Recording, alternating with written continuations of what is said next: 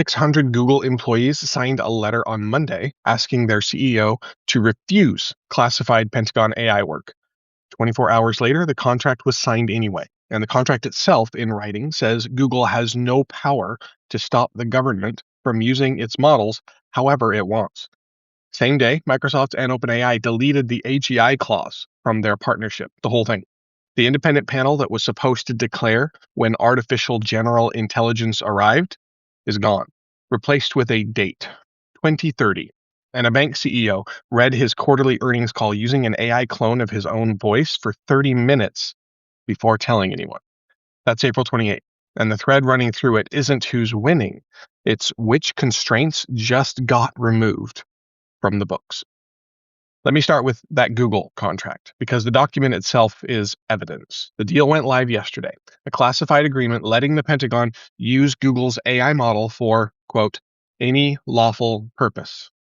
The contract says that Google's systems should not be used for domestic mass surveillance or autonomous weapons without appropriate human oversight and control. And that's good language. It's the kind of language an employee letter would ask for. But in an adjacent paragraph of the same contract, Google agrees the agreement gives it no right to control or veto lawful government operational decision-making. So stay with that. Both sentences are in the same document right next to each other. The prohibition is there, but then there's the disclaimer of any authority to enforce the prohibition as well, right next to each other. The 600 employees who signed the letter the day before, including more than 20 principals, directors, and VPs from across DeepMind, were correct about the architecture. Their letter says, this is a quote, the only way to guarantee that Google does not become associated with such harms is to reject any classified workloads. Otherwise, such uses may occur without our knowledge or the power to stop them. The contract Google then signed proves that sentence is accurate in writing. Now, here's where the story usually stops in the other coverage. Google signed and Anthropic refused. OpenAI signed in February with a domestic surveillance carve-out, 3 labs and 3 different positions. The framing here is who made the ethical right call. So I want to push on that because the same evidence supports a different reading.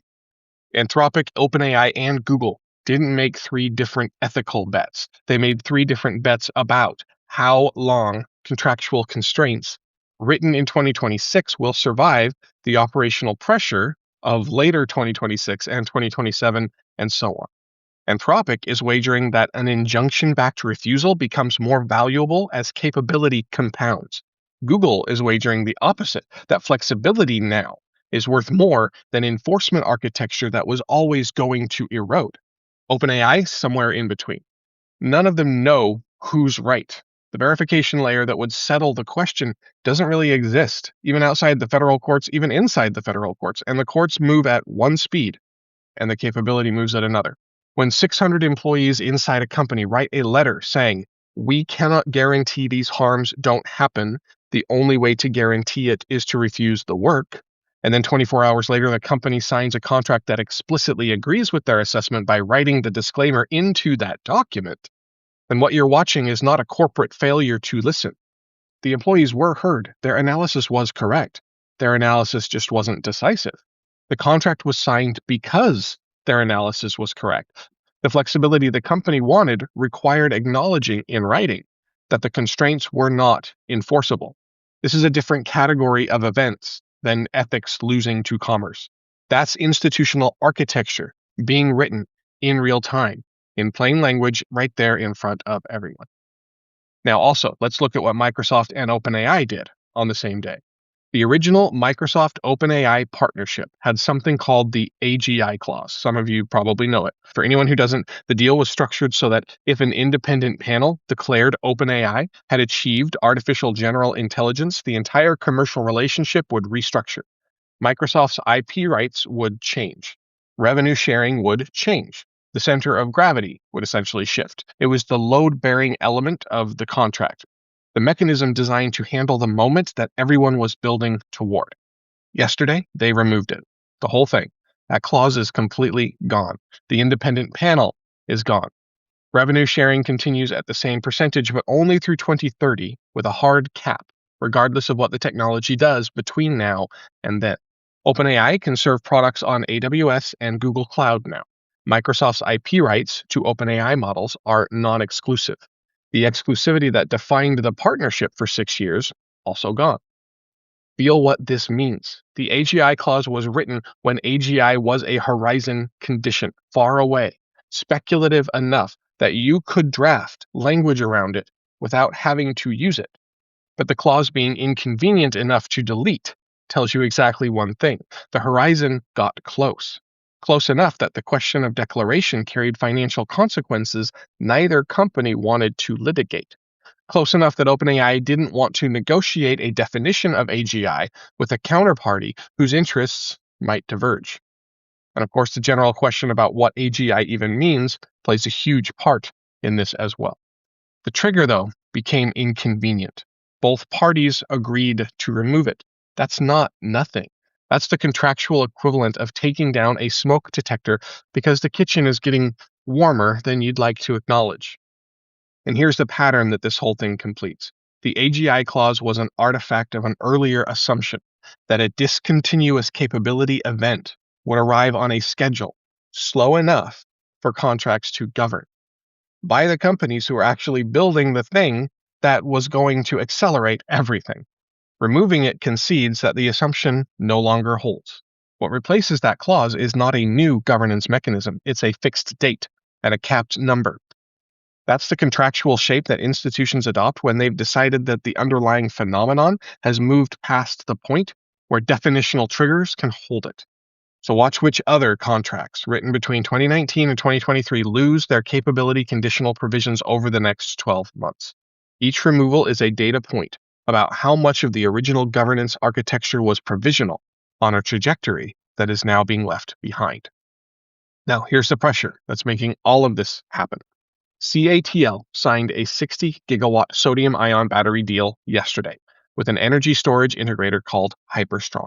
60 gigawatts. That number is roughly half of CATL's total energy storage shipments for all of 2025, committed to a single chemistry in a single deal, sodium ion. Sodium is 1,000 times more abundant than lithium, not subject to the same supply chain concentrations, not vulnerable to the same export controls. The cells are 300 plus amp hour large format products with 160 watt hours per kilogram, 15,000 plus cycle life, operating from negative 40 degrees Celsius all the way up to 70 degrees Celsius. The dimensions of the new product match CATL's lithium cells, which means existing manufacturing lines and existing installation infrastructure can take the new chemistry without retooling. A senior battery executive called this a potential DeepSeek moment for grid-scale storage. Translation: the cheaper option just became the better option on its own terms. Now hold that next to what came out the same week. DeepSeek V4 preview. 1.6 trillion parameters, 1 million token context window, open weights, and the structurally important detail here. The first major frontier release explicitly optimized for Huawei Ascend silicon, like we talked about the other day. These are domestic Chinese chips. No NVIDIA required to run it. The political question that has defined Western chip export controls for 3 years now has a partial empirical answer. A frontier tier model running on a non-NVIDIA stack is out in the world now. Anyone can download it. The weights are open. A lot of coverage is going to tell you that these two stories come from two sectors: batteries, chips. Different industries, different geographies. They're not. They're the same dynamic twice in a single week. Lithium was the leverage point for battery supply chain control. NVIDIA Silicon was the leverage point for frontier AI access. Both leverage points were there and they seemed solid, but both are now being routed around at scale in the same week by the actor the controls were designed to constrain. The export control architecture was built on one assumption: that scarce inputs stay scarce long enough for the controls to matter. That assumption is the thing being tested, and the test results are arriving faster than the policy that wrote the assumption can revise itself. And the symmetry closes from the other direction, too. China blocked Meta's $2 billion acquisition of an AI startup, Manus, the same week on national security grounds. And we talked about that yesterday. I'm bringing it back because it matters here.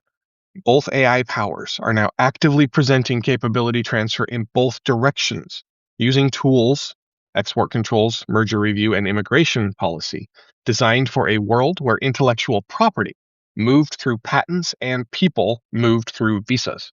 What's actually moving across borders now is model weights, training techniques, and silicon architectures. The institutional frameworks for governing that movement haven't been built. The substitution paths the existing controls assumed would remain open are closing from both sides. The capability that was supposed to stay locked is moving through the seams.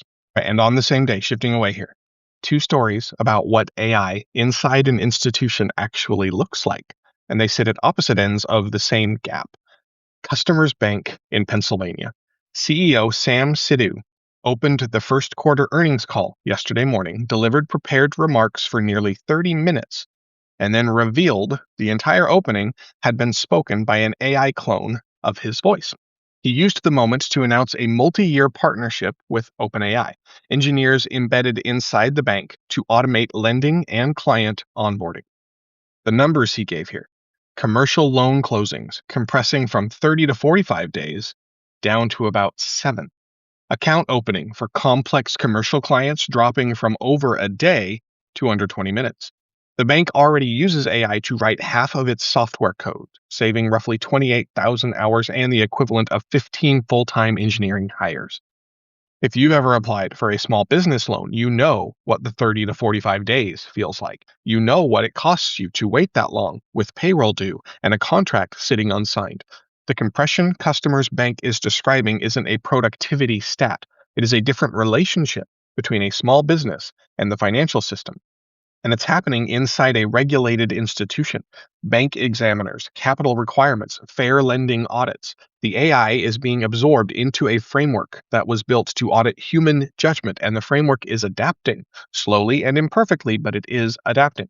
Now, same day, same capability, but deployed without that framework. The American Medical Association sent letters to the Senate and the House AI caucuses asking Congress for federal statutory safeguards on AI mental health systems. Mandatory disclosures that the system is not human, prohibition on chatbots presenting as licensed clinicians, mandatory crisis detection capabilities, adverse event reporting requirements. The AMA's letter cites the recent CUNY King's College London study published a little while ago that we talked about here. Researchers tested 5 frontier AI systems with a persona named Lee, whose conversations gradually drifted from curiosity into delusional framework. GPT-4o, Grok 4.1, and Gemini 3 Pro reinforced the delusions with operational guidance. Grok 4.1 specifically told the test user to drive an iron nail through a mirror while reciting Psalm 91 backward. Again, I covered this before on the Century Report. You might remember this. Now, Claude Opus 4.5 and GPT 5.2 Instant got the same prompts and consistently redirected to professional help, not partially, but consistently. So the benchmark exists. The lead researcher's framing was direct. There's no longer an excuse for releasing models that reinforce user delusions this readily. When some models meet the safety benchmark and others don't, the gap stops being a research problem and becomes a deployment choice. The Customers Bank deployment and the AMA letter describe the same gap, but from opposite sides. Banking has examiners, capital requirements, audits. Mental health interaction with an AI system has terms of service. Capability is the same. The institutional layer surrounding it, though, is not. What the AMA is asking Congress for isn't a new rule book, it is an absorption layer, the regulatory and audit infrastructure that lets a regulated institution metabolize new capability without leaving the people on the receiving end exposed. Banking has one, but mental health doesn't. The harms accumulate in that gap. The pattern here is not that governance is failing. The pattern is that governance frameworks are domain specific, and the AI capability is general. It's not domain specific. It moves across domains faster than any single regulator's mandate can cover. The absorption layer has to be built before the harm pattern stabilizes, because once it stabilizes, it becomes the baseline against which future deployment is measured. All right, let's do a quick run through about what actually shipped yesterday. The OpenAI API hit FedRAMP moderate authorization. This means that U.S. federal agencies can now use OpenAI's models inside government compliance frameworks. Xiaomi released MIMO V2.5 Pro. This is a trillion parameter mixture of experts model with 42 billion active parameters and a 1 million token context, plus a native omnimodal version handling text, image, video, and audio. IBM launched Bob globally. This is an AI development orchestration partner for planning, coding, testing, and deployment with modernization and a focus on the entire product software development lifecycle. Let's close this out here today. The Google contract disclaimed its own enforcement authority. In the same paragraph, it wrote the prohibition. Microsoft and OpenAI deleted the trigger that was supposed to govern the most consequential capability event of the era. CATL committed half of its annual energy storage to a chemistry that routes around the lithium bottleneck. DeepSeek V4 went open on silicon the export controls don't reach. A bank compressed 45 days into 7. The AMA asked Congress to build the absorption layer that mental health deployment is missing. Most coverage today will tell you that these are 6 different contests: Anthropic versus Google, Microsoft versus OpenAI, China versus the United States, regulated versus unregulated. And the contest reading is important, but it's also just the surface. The same evidence shows something else. Every constraint that got removed yesterday was originally written when a specific scarcity was load-bearing. Scarce compute, scarce silicon, scarce lithium, scarce capability above a defined threshold, scarce labor for commercial lending. The constraints functioned as governance because the scarcity functioned as a backstop. The scarcity is eroding, and as that happens, the constraint stops functioning and the institution faces a choice: maintain the constraint at a rising cost or remove it. Yesterday, 5 institutions chose removal in a single news cycle. This isn't the story of governance just falling behind. It's actually the story of governance frameworks built during one capability regime being shed as the regime changes. And the institutions doing the shedding aren't waiting for replacement frameworks to arrive first. The replacement layer is the work of later 2026 and 2027. Some of it will be statute. Some of it will be courtroom record from trials like the upcoming Musk versus Altman, which began jury selection just yesterday in Oakland. Some of it will be written by whoever notices first that the old absorption layer simply doesn't fit anymore. The capability that was scarce a year ago is open weight today.